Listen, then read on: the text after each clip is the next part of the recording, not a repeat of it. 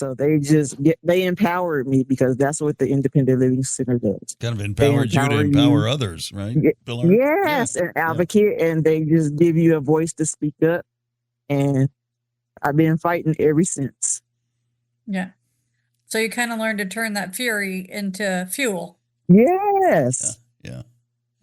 Wow. So, I mean, I almost feel like we can, ask you what's for the future and wrap up our interview. But, you kind of went through it all very, very quickly. But I'd like to, maybe get a little more of the, drill down, get a little more detail, because you almost made it sound easy. But I know it was a real. No, it's not easy. It's not and easy, it's still right. not easy. It's still not easy. I still face challenges, but I still have to stand.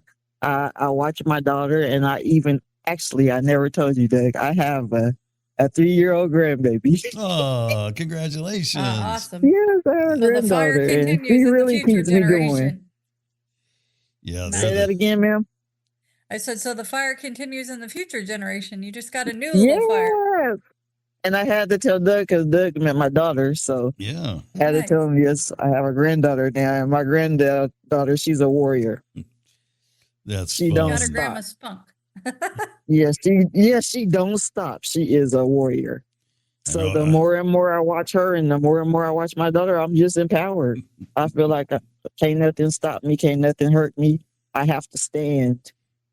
I didn't come this far to be broken, so I just have to stand. And I tell a lot of people that I come across not to give up. Don't lose hope. Keep on going. But there was a time, because I know you fairly well, and we've talked a number of times. There was a time where you were kind of giving up, right? Oh, yeah, I almost did. Yeah. But the more and more, my daughter is not going to let me give up. Is that who you attribute it to? Your daughter? Is she the one that kind of? Yeah, she's not going to let me give up. And a lot of people, I feel like if I can get through what I got through, I can empower and help someone else. So when I'm out there in the field, when I empower somebody and I put a smile on somebody's face, somebody that's broken, I did my job. I did my purpose. Right. When you've been given a purpose, can't nobody take it away from you. So I just feel like I'm doing what I'm supposed to do. Yeah, I imagine that kind of restokes your fire too. If it's starting to go out a little bit, you have a success like that, and you're like, okay, I'm in the right place, doing the right thing, and continue, right? I'm looking at life a whole different way. Yeah. Well, I hope you don't mind me sharing this, but I worked with Pilar for quite a while, and slowly but surely we got to know each other and spent more time and chatting, and I didn't know the nature of her disability really, or her injury, and then through our conversations it kind of came out that she was, that she was a big victim of a gunshot wound, and like, oh man, and I learned a little bit more about her, and and then as time would go by, I know I'd hear stories about her family and her husband and all of that, and her family, and moving from back here from Arizona and all that. And then at one point I started to put a few things together that she said, and I hope you don't mind me revealing this, but I think it's a powerful part of your story and a powerful part of who you are, because I found out that it was your husband is the one that was the perpetrator, but you were still with him, and it took me a while Yes, to kind of I am. That's and still with him years. now, right? 30 plus years. Yeah. Can you talk a little bit about that process? I mean, all we could do is just listen to stories, because people talk, because you got to be in my shoes, and you got to know the story. If you don't know the story, you really shouldn't talk. Right. But there's a whole bunch of stories that people talk, and sometimes you got to watch what you say, because once you say those words, can't take them back, because you already said them. You already kind of broke that person, so you got to watch what you say. So to me, when people talk and they don't know the story, I have to stand. I have to stand up for myself. Good. Right. And you know what? I'm more interested in that part of it. How you came to forgiveness, and and that's a powerful message, I think. And peace about it. Yeah, you got to know the story. Yeah. That's why I tell you got to know the story. Everybody has one. Gotcha. You got to know the story, because I feel like if it was intentionally the way everybody think and the way everybody say, I really wouldn't be here. Right. So you just got to know the story. It was an accident. Yes. Yeah. Well, good. Well, I'm So glad. And curious, it Pilar, wasn't only on one person. Also, it was two people involved. You got to remember. So Yeah. it I'm was a curious, fight Pilar, that though, I when don't you had even your, have the answers for the. I don't even have the answers for the fight. I just know I'm still standing and I'm still here. And the way that I remember and what I view, you got to know the story before you could talk. Yeah. And Yeah. it's life gives you a reset button. The universe sometimes says, yeah, this yeah, is that's what I not was how gonna it's going to say. go. You have a bigger purpose. You won't find it. If A doesn't happen, B will never happen. Yeah. And so, Well, I think Yeah, she's you found gotta it. know the You know, story. that's a testament to, you know, that God has a plan.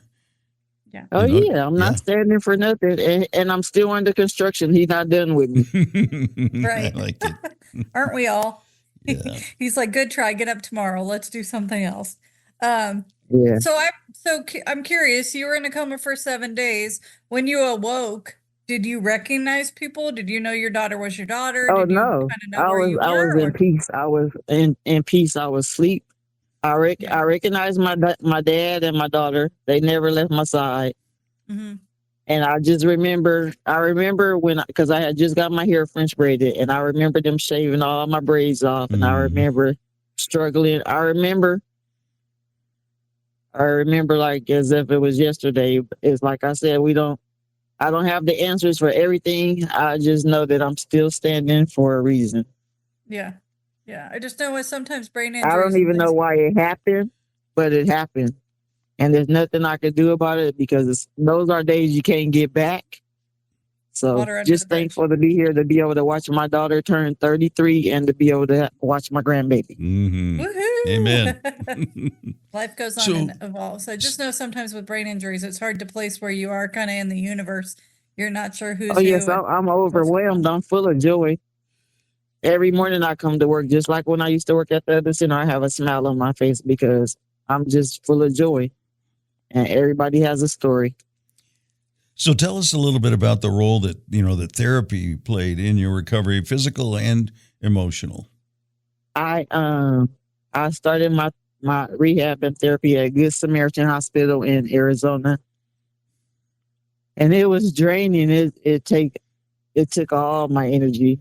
I just continued. I just know I had to go, and it was really heartbreaking when if I would have stayed in Arizona and got the therapy and everything that I needed, I wouldn't be standing the way that I am today. Yeah.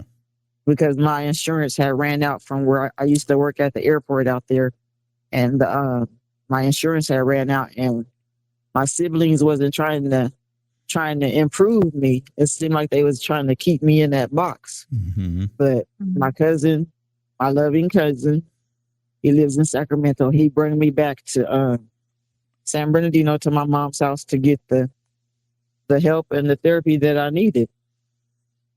And I've been taking off ever since. But like I That's said, for sure. I got back. I had two or three surgeries. I put my daughter in Head Start very early. She went to school while I went to therapy to get better so I could take care of her. So at one point you couldn't walk, right? After you came out of the coma? Oh, no. Yeah. Mm-mm. So you had to relearn all of that I've been over in a again. chair. I've been stuck. I remember, I never forget when my chair got stuck in the elevator. That really traumatized me because I do not like elevators. Oh, man. I still don't like them. Yeah. Even when I get in them now, but I still just don't like them. Yeah. It's like, just let this trip be over fast. You're like, I can't stay in a chair because I cannot stand elevators.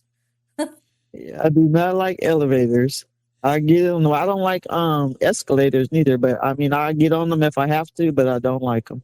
Escalators are a little tricky. That's part of my fear right there. My fear is getting in the elevator. Even though I have to get in them, period, Yeah. I still have fear in my heart when I get in them. Yeah. So do you remember any kind of key moments along the way where there were, well, obviously your daughter, as we have already learned, but there are people that kind of helped you shift your mindset a little bit and continue your road to recovery? Okay, I started going to church with my godmother, Mm-hmm. and I was going in a women's group, and I just got really even empowered more. I got understanding to my story because sometimes in life things happen and you don't know why. They just